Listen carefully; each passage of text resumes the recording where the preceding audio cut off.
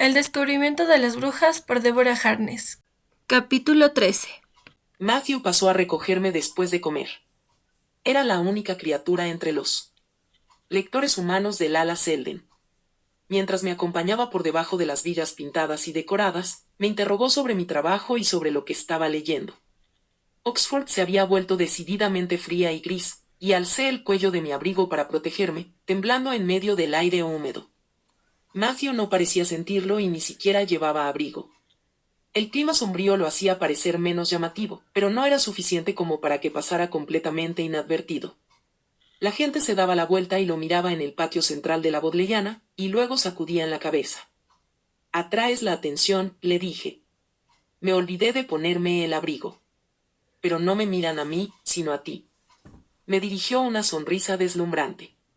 Una mujer se quedó boquiabierta y le dio un codazo a su amiga, inclinando la cabeza en dirección a Matthew. Me reí. «Estás muy equivocado». Nos dirigimos hacia el Keble College y a los parques de la universidad, para girar a la derecha en la Rhodes House antes de entrar en el laberinto de edificios modernos dedicados al laboratorio y a los espacios para los ordenadores. Construidos a la sombra del Museo de Historia Natural, aquella enorme catedral victoriana de ladrillo rojo dedicada a la ciencia era un monumento de arquitectura contemporánea funcional y carente de imaginación. Matthew señaló hacia nuestro objetivo, un edificio insulso de planta baja, y buscó en su bolsillo una tarjeta de identidad de plástico. La pasó por el lector en la puerta y marcó una serie de claves con 2 secuencias diferentes. Cuando la puerta se abrió, me hizo pasar al puesto del vigilante, en donde me registró como invitada y me entregó un pase para que lo colgara en mi jersey. «Parecen demasiadas medidas de seguridad para un laboratorio de la universidad», comenté jugueteando con el pase. La seguridad fue aumentando a medida que recorríamos los metros de corredores que de alguna manera habían logrado construir detrás de la modesta fachada. Al final de un pasillo, Matthew sacó del bolsillo otra tarjeta diferente, la pasó y puso su dedo índice sobre un panel de cristal junto a una puerta. Del panel salió un zumbido y apareció un teclado táctil en su superficie. Matthew pulsó con rapidez las teclas numeradas. La puerta hizo clic y se abrió en silencio y se notó un olor limpio y ligeramente aséptico, que recordaba a los hospitales y a las cocinas profesionales vacías. Venía de espacios continuos de azulejos, acero inoxidable y equipos electrónicos. Una serie de habitáculos con paredes de cristal se extendía delante de nosotros. En uno había una mesa redonda para reuniones, un monitor que era un monolito negro y algunos ordenadores. En otro había un viejo escritorio de madera, una silla de cuero, una enorme alfombra persa que debía de valer una fortuna, teléfonos, fax y todavía más ordenadores y monitores. Más allá había otras estancias que contenían filas de archivos, microscopios, frigoríficos, autoclaves, estantes sobre estantes de probetas, centrifugadoras y docenas de aparatos e instrumentos irreconocibles. Toda la zona parecía vacía, aunque desde algún sitio llegaban suaves notas de un concierto de violonchelo de Bach y algo que se parecía mucho al último éxito de los ganadores del Festival de Eurovisión. Cuando pasamos junto a 2 despachos, Matthew señaló el que tenía la alfombra. «Mi despacho», explicó. Me condujo luego hacia el primer laboratorio a la izquierda. En cada superficie se veía alguna combinación de ordenadores, microscopios y recipientes con muestras organizados cuidadosamente en estantes. Archivadores recubrían las paredes. Uno de los cajones tenía una etiqueta en la que podía leerse, 0. Bienvenida al laboratorio de historia. La luz azul hacía que su cara pareciera más blanca y su pelo más negro. Aquí es donde estamos estudiando la evolución. Reunimos muestras físicas de antiguos enterramientos, excavaciones, restos fósiles y seres vivos, y extraemos ADN. Matthew abrió otro cajón y sacó una serie de carpetas. Somos solo un laboratorio entre centenares en todo el mundo que usan la genética para estudiar los problemas del origen y extinción de las especies. La diferencia entre nuestro laboratorio y el resto es que la de los humanos no es la única especie que estamos estudiando. Sus palabras resonaron frías y claras alrededor de mí. ¿Estás estudiando la genética de los vampiros? Y también la de las brujas y la de los daimones. Matthew enganchó con el pie un taburete con ruedas y me sentó en él delicadamente. Un vampiro con altas zapatillas negras con verse apareció corriendo por una esquina y frenó ruidosamente mientras se quitaba un par de guantes de látex. Tenía poco más de 25 años, pelo rubio y ojos azules como un surfista californiano. De pie junto a Matthew, Su altura y complexión hacían que pareciera pequeño, pero su cuerpo era enjuto y lleno de energía. AB negativo, dijo, observándome con admiración. Vaya, un hallazgo excelente. Cerró los ojos y aspiró profundamente. Y además, bruja. Marcus Whitmore, te presento a Diana Bishop, profesora de historia en Yale. Matthew frunció el ceño mirando al vampiro más joven. Y está aquí como invitada, no para recibir pinchazos. Ah. Marcus pareció desilusionado, luego su rostro se iluminó. ¿Le molestaría si le saco una muestra de sangre de todos modos? En realidad, sí me molestaría. No tenía ningún deseo de ser pinchada por un vampiro chupasangres. Marcus silbó. Esa sí que es una reacción de combate o huida, doctora Bishop. Huela esa adrenalina. ¿Qué sucede? Preguntó una ya familiar voz de soprano. La diminuta figura de Miriam se hizo visible unos segundos después. La doctora Bishop se siente un poco abrumada por el laboratorio, Miriam. Lo siento.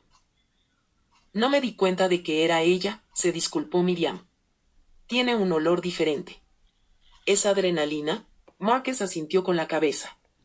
Así es. ¿Eres siempre así? ¿Envuelta en adrenalina y ningún sitio a dónde ir? Marcus. Matthew podía hacer una advertencia que helaba los huesos con una cantidad notablemente ínfima de sílabas.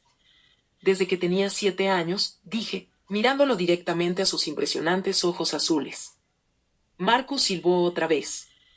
Eso explica muchas cosas. Ningún vampiro podría ignorar eso.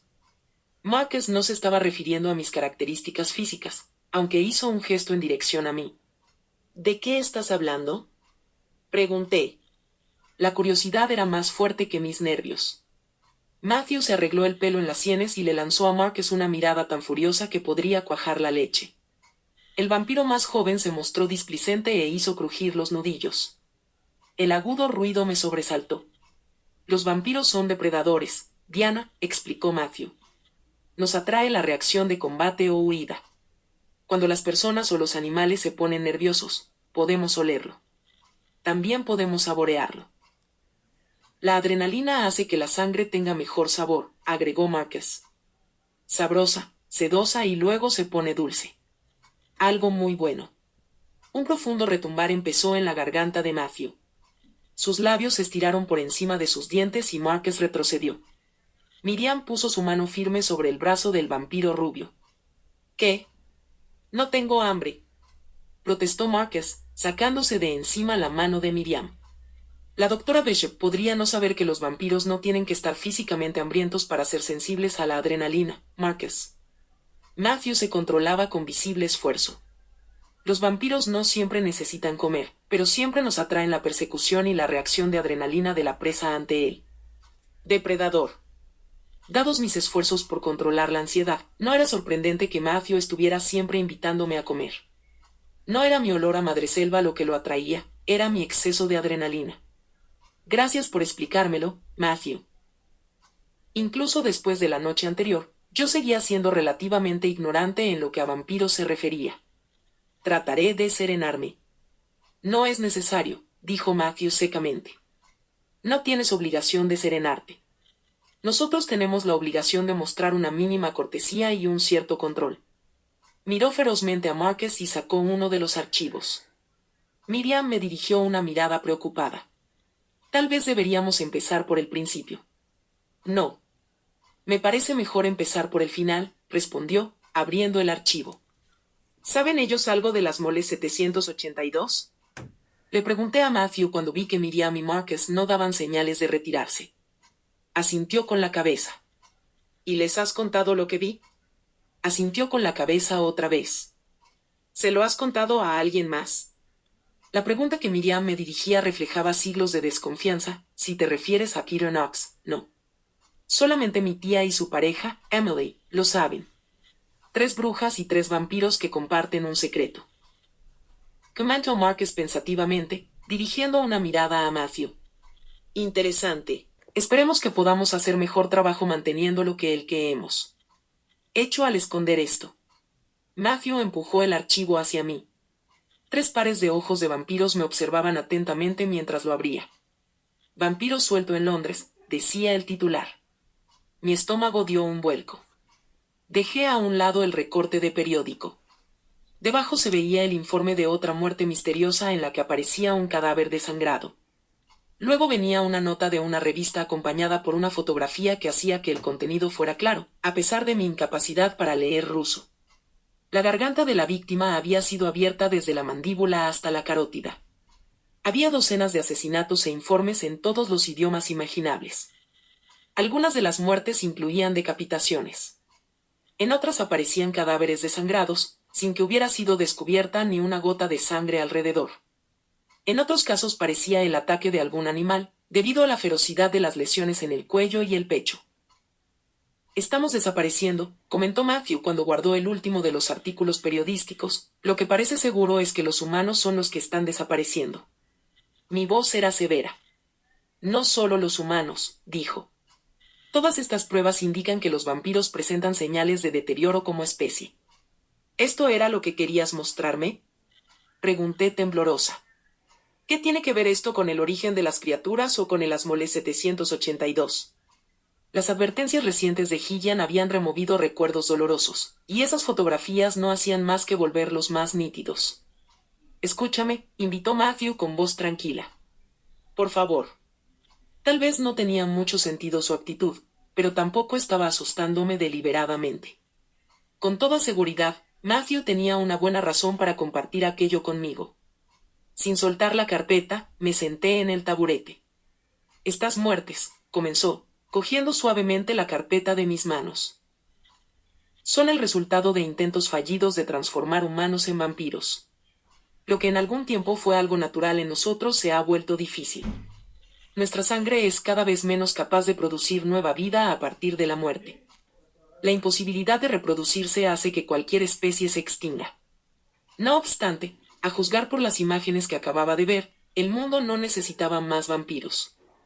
Es más fácil para quienes son más viejos, para los vampiros como yo, que nos alimentamos sobre todo con sangre humana cuando éramos jóvenes, continuó Matthew.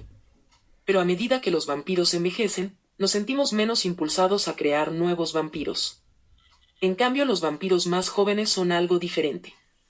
Quieren formar una familia para disipar la soledad de su nueva vida. Cuando encuentran a un ser humano con el cual desean aparearse, o tratar de tener hijos, algunos descubren que su sangre no es lo suficientemente fuerte. Tú dijiste que todos nos estamos extinguiendo. Le recordé en tono neutro, aunque mi irritación seguía presente. Las brujas modernas no son tan fuertes como eran sus antepasados. La voz de Miriam denotaba sentido práctico. Y vosotras ya no tenéis tantos hijos como antiguamente. Eso no parece ser una prueba, sino más bien una valoración subjetiva, repliqué. ¿Quieres ver pruebas? Miriam cogió otras 2 carpetas, las arrojó sobre la brillante superficie y se deslizaron hasta mis brazos. Aquí tienes, aunque dudo que entiendas gran parte de eso. Una carpeta tenía una etiqueta con bordes color morado y la palabra «Benvenguda» cuidadosamente escrita en ella. La otra tenía una etiqueta con bordes rojos, con las palabras «Good, Beatrice». Las carpetas solo contenían gráficos. Los de arriba tenían forma de lazo y eran de brillantes colores. Debajo de estos, nuevos gráficos mostraban barras negras y grises que se desplegaban sobre papel blanco. Eso no es justo, protestó Marquez. Ningún historiador podría leer eso. Estas son secuencias de ADN, dije, señalando las imágenes en blanco y negro. ¿Pero qué son los gráficos de color? Matthew apoyó los codos sobre la mesa junto a mí. Son también resultados de pruebas genéticas, dijo, acercando hacia la página que mostraba la forma de lazo. Estos nos hablan del ADN mitocondrial de una mujer llamada Benvenguda, que heredó de la madre, y de la madre de su madre, y de todo antepasado de sexo femenino antes de ella. Nos cuenta la historia de su herencia genética por vía materna. ¿Y el legado genético de su padre? Matthew cogió los resultados de ADN en blanco y negro. El padre humano de Benvenguda está aquí, en su ADN nuclear, su genoma, junto con el de su madre, que era una bruja. Volvió a los lazos multicolor. Pero el ADN mitocondrial, fuera del núcleo de la célula, registra solamente su ancestro materno. ¿Por qué estáis estudiando tanto su genoma como su ADN mitocondrial? Había oído hablar del genoma, pero el ADN mitocondrial era algo nuevo para mí. El ADN nuclear nos informa acerca de alguien como persona individual, única, la manera en que el legado genético de la madre y del padre se combinaron para crearla. Es la mezcla de los genes de tu padre y los genes de tu madre lo que te otorga los ojos azules, pelo rubio y pecas. El ADN mitocondrial puede ayudarnos a comprender la historia de toda una especie. Eso quiere decir que el origen y la evolución de la especie están grabados en cada uno de nosotros, dije lentamente. Están en nuestra sangre y en cada célula de nuestro cuerpo. Matthew asintió con la cabeza. Pero cada historia de orígenes cuenta otra historia también, no de principios sino de finales. Volvemos a Darwin. Fruncí el ceño al hablar. El origen no solo trata de dónde vienen las diferentes especies.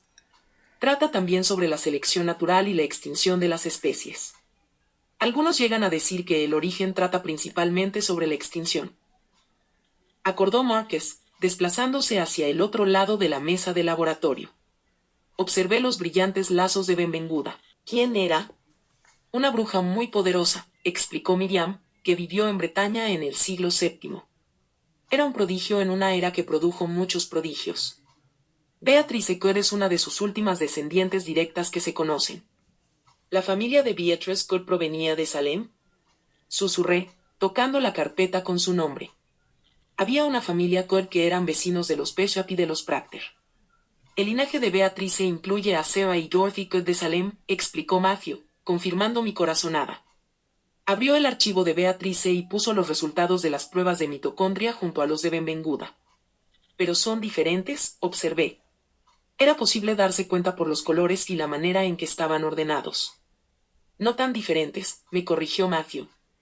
El ADN nuclear de Beatrice tiene menos marcadores comunes entre las brujas. Esto indica que sus antepasados, a medida que pasaron los siglos, dependían cada vez menos de la magia y la brujería en su lucha por sobrevivir. Esas necesidades cambiantes empezaron a forzar mutaciones en su ADN, mutaciones que fueron dejando de lado la magia. Su mensaje parecía perfectamente científico, pero estaba dirigido a mí. Los antepasados de Beatrice dejaron su magia a un lado, ¿y eso al final va a destruir a la familia? La culpa no es toda de las brujas. La naturaleza también es culpable. Los ojos de Matthew estaban tristes. Parece que las brujas, al igual que los vampiros, también han sentido las presiones de sobrevivir en un mundo que es cada vez más humano. Lo mismo ocurre con los daimones. Estos presentan cada vez menos muestras de genialidad, que era la manera en que solíamos distinguirlos de la población humana, y más demencia. ¿Y los humanos no están desapareciendo? Quise saber. Sí, no, respondió Matthew. Creemos que los humanos, hasta ahora, han resultado ser mejores para adaptarse. Sus sistemas inmunológicos son más receptivos y tienen un impulso de reproducción más fuerte que los vampiros o las brujas. Antaño el mundo estaba dividido de manera más uniforme entre humanos y criaturas. Ahora los humanos son mayoría y las criaturas llegan solamente al 10% de la población mundial. El mundo era un lugar diferente cuando había tantas criaturas como humanos. Miriam parecía lamentar que la plataforma genética ya no estuviera inclinada a nuestro favor. Pero sus delicados sistemas inmunológicos van a hundir a los humanos al final. ¿Hasta qué punto somos nosotros, las criaturas, diferentes de los humanos? Bastante, por lo menos en el nivel genético. Parecemos similares, pero debajo de la superficie nuestra estructura cromosómica es distinta. Matthew dibujó un diagrama en la parte exterior de la carpeta de Beatrice Coeur. Los humanos tienen 23 pares de cromosomas en cada núcleo de célula, cada uno organizado en largas secuencias codificadas. Los vampiros y las brujas tienen 24 pares de cromosomas. Más que los humanos, las uvas de pino un noer o los cerdos. Marcus guiñó un ojo. Y los daimones, ellos tienen el mismo número de pares de cromosomas que los humanos, y también tienen un solo cromosoma adicional. Hasta donde podemos saber, es su cromosoma adicional el que los hace daimones, respondió Matthew, y propensos a la inestabilidad. Mientras yo estudiaba su dibujo a lápiz, se me cayó un mechón de cabello sobre los ojos. Me lo echó hacia atrás con impaciencia. ¿Qué hay en los cromosomas adicionales? Era tan difícil para mí seguir a Matthew en ese momento como cuando tuve que estudiar para aprobar biología en la universidad. Material genético que nos distingue de los humanos, dijo Matthew, y también material que regula el funcionamiento de las células o lo que los científicos llaman ADN basura. Sin embargo, no se trata de basura, intervino Marcus. Todo ese material genético tiene que ser sobrante de una selección anterior, o está a la espera de ser usado en el próximo cambio evolutivo. Sencillamente, no sabemos cuál es su propósito, todavía.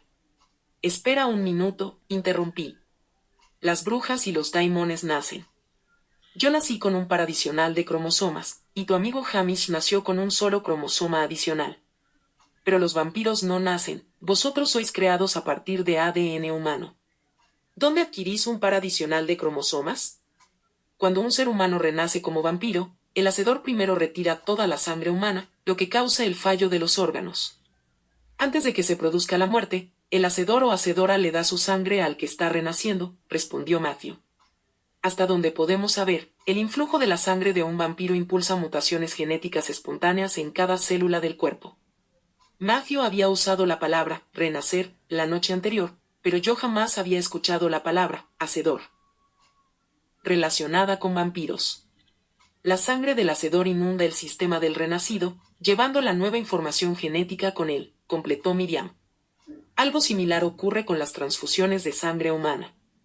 Pero la sangre de un vampiro produce cientos de modificaciones en el ADN. Empezamos a buscar en el genoma las pruebas de semejante cambio explosivo, explicó Matthew. Las encontramos. Encontramos mutaciones que prueban que todos los nuevos vampiros atraviesan una adaptación espontánea para sobrevivir cuando absorben la sangre de sus hacedores. Eso es lo que estimula el desarrollo de un par de cromosomas adicional. Un Big Bang genético. Vosotros sois como una galaxia que nace de una estrella moribunda. En unos pocos instantes, vuestros genes se transforman en otra cosa, en algo no humano. Miré a Matthew asombrada. ¿Estás bien?, me preguntó. ¿Podemos tomarnos un descanso? ¿Podría beber un poco de agua? La traeré. Marcus saltó de su taburete. Hay un poco en el frigorífico de las muestras. Los humanos proporcionaron la primera pista de que el estrés celular agudo producido por bacterias y otras formas del bombardeo genético podía provocar mutaciones rápidas, en lugar de los cambios más lentos de la selección natural. Miriam sacó una carpeta de un cajón del archivo. Al abrirlo, señaló una sección de un gráfico en blanco y negro. Este hombre murió en 1375. Sobrevivió a la viruela, pero la enfermedad impulsó una mutación en el tercer cromosoma cuando su cuerpo se adaptaba rápidamente al influjo de bacterias. Marcus regresó con el agua. Me quité el gorro y bebí con avidez. El ADN de un vampiro está lleno de mutaciones similares como resultado de la resistencia a la enfermedad. Esos cambios podrían estar llevándonos lentamente a nuestra extinción. Matthew parecía preocupado. Ahora estamos tratando de concentrarnos en qué es lo que hace que en la sangre de los vampiros se creen nuevos cromosomas. La respuesta podría estar en las mitocondrias. Miriam sacudió la cabeza. De ninguna manera. La respuesta está en el ADN nuclear. Cuando un cuerpo es atacado por sangre de vampiro, debe provocar una reacción que haga posible que el cuerpo capture y asimile los cambios. Puede ser, pero si es así, tenemos que estudiar con mayor atención el ADN basura también. Todo debe estar ahí para generar nuevos cromosomas, insistió Marcus. Mientras ellos tres discutían, yo me remangué. Cuando la tela dejó a la vista mi codo y las venas en mi brazo quedaron expuestas al aire fresco del laboratorio, los tres dirigieron su helada atención a mi piel. Diana, dijo Matthew fríamente mientras se tocaba el símbolo de Lázaro, ¿qué estás haciendo? ¿Todavía tienes tus guantes a mano, Marcus? Pregunté, y seguí remangándome. Marcus sonrió. Sí. Se puso de pie y sacó un par de guantes de látex de una caja cercana. No tienes que hacerlo. La voz de Matthew parecía atrapada en su garganta. Lo sé. Quiero hacerlo. Mis venas parecían todavía más azules bajo la luz del laboratorio. Buenas venas, comentó Miriam con una inclinación de cabeza en señal de aprobación, provocando un ronroneo de advertencia en el vampiro alto que estaba de pie junto a mí. Si esto va a ser un problema para ti, Matthew, espera fuera, dije tranquilamente. Antes de que hagas esto, quiero que lo pienses, sugirió Matthew inclinándose sobre mí de manera protectora, como hizo cuando Peter Knox se me había acercado en la bodleiana. No tenemos ninguna manera de pronosticar qué revelarán las pruebas. Es toda tu vida y la historia de tu familia, todo expuesto en blanco y negro. ¿Estás completamente segura de que quieres que eso sea examinado? ¿Qué quieres decir con eso de toda mi vida? La intensidad de su mirada me hizo estremecerme. Estas pruebas nos dicen mucho más que el color de tus ojos y de tu pelo. Mostrarán que otros rasgos te transmitieron tu madre y tu padre. Por no mencionar los rasgos de todos tus antepasados de sexo femenino. Intercambiamos una larga mirada.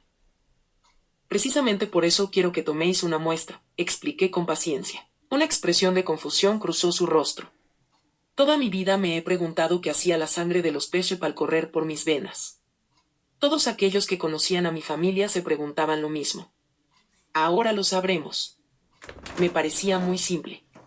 Mi sangre podía revelarle cosas a Matthew que yo no quería arriesgarme a descubrir por casualidad.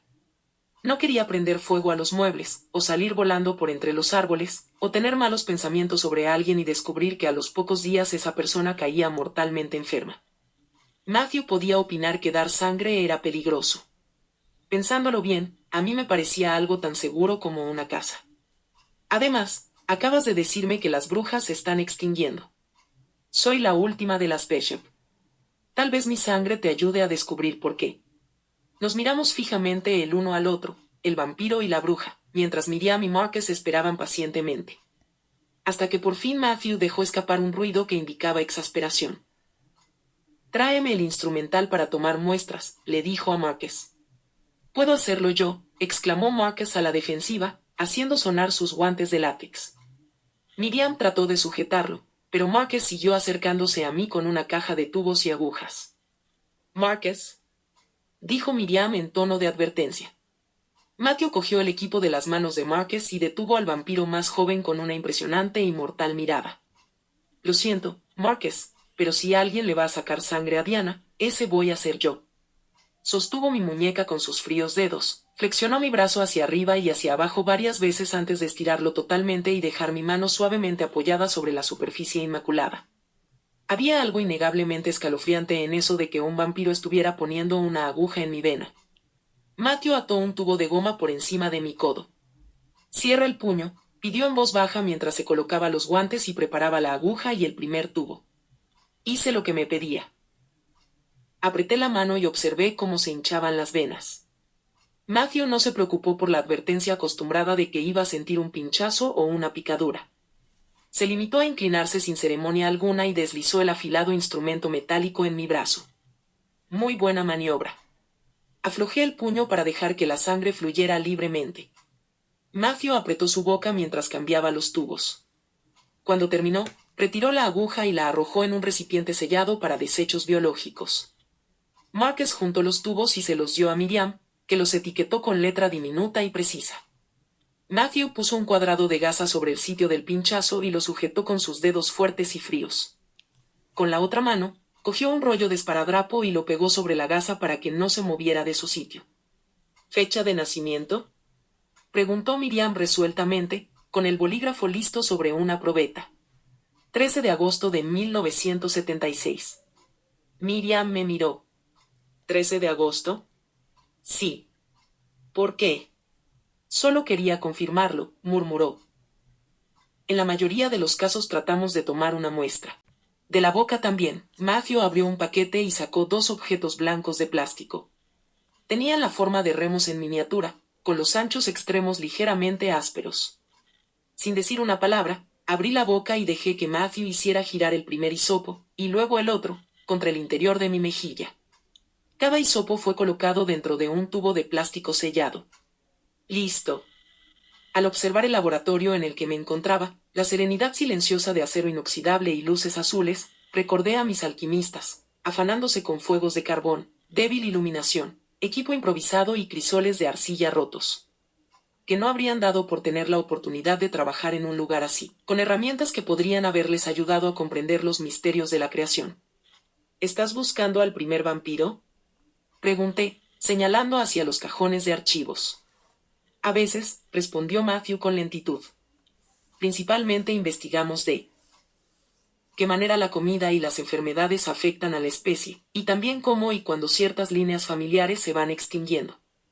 ¿Y es realmente verdad que somos 4 especies distintas o los daimones, los humanos, los vampiros y las brujas comparten algún ancestro común? Yo siempre me había preguntado si la insistencia de Sarah en que las brujas compartían cosas de escaso interés con los humanos o con otras criaturas no se basaría más que en tradición e ilusiones. En los tiempos de Darwin muchos pensaban que era imposible que un par de antepasados humanos comunes hubieran producido tantos tipos raciales diferentes.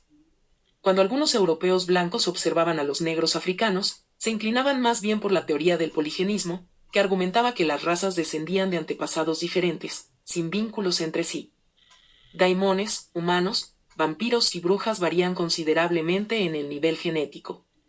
La mirada de Matthew era penetrante. Él entendía por qué yo preguntaba, pero, de todos modos, se negó a darme una respuesta clara. Si demuestras que no somos especies diferentes, sino solo diferentes líneas dentro de la misma especie, cambiará todo, le advertí.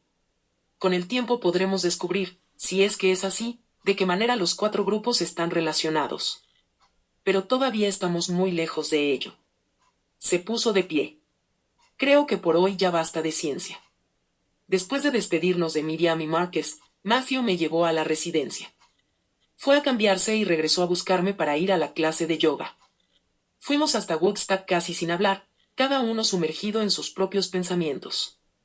En el viejo pabellón, Matthew me abrió la puerta para que bajara, como de costumbre, sacó las esterillas del maletero y se las colgó del hombro. Un par de vampiros pasó cerca de nosotros. Uno de ellos me rozó al pasar y Matthew movió su mano veloz como un relámpago para entrelazar sus dedos con los míos. El contraste entre nosotros era notable, con su piel tan pálida y fría, y la mía tan vivaz y cálida. Matthew mantuvo agarrada mi mano hasta que entramos.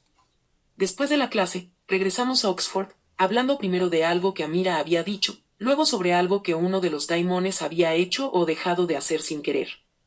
Una vez atravesados los portones de la residencia, Matthew apagó el motor del coche, cosa rara en él, antes de abrirme la puerta para que yo bajara. Fred levantó la vista de sus monitores de seguridad cuando el vampiro se acercó a la ventanilla de cristal del habitáculo. El portero la abrió. Sí.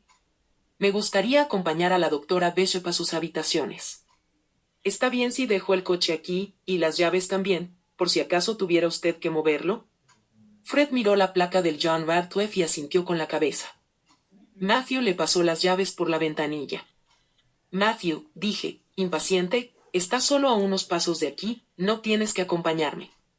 Pero lo haré, replicó en un tono que ponía fin a cualquier discusión.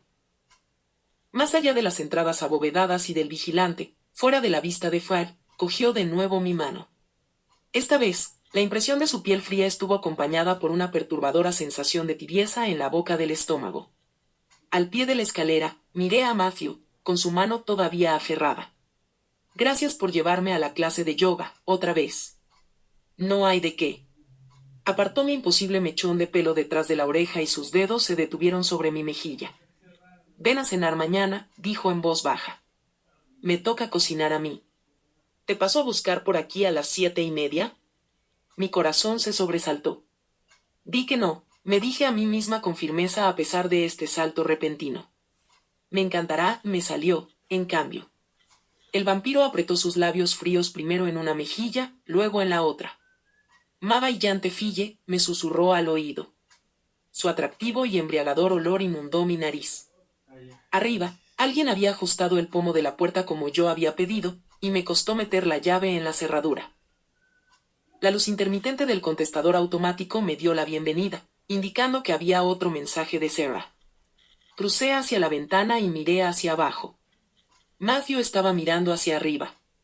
Saludé con la mano. Sonrió, se metió las manos en los bolsillos y volvió a la portería, deslizándose hacia la oscuridad de la noche como si le perteneciera.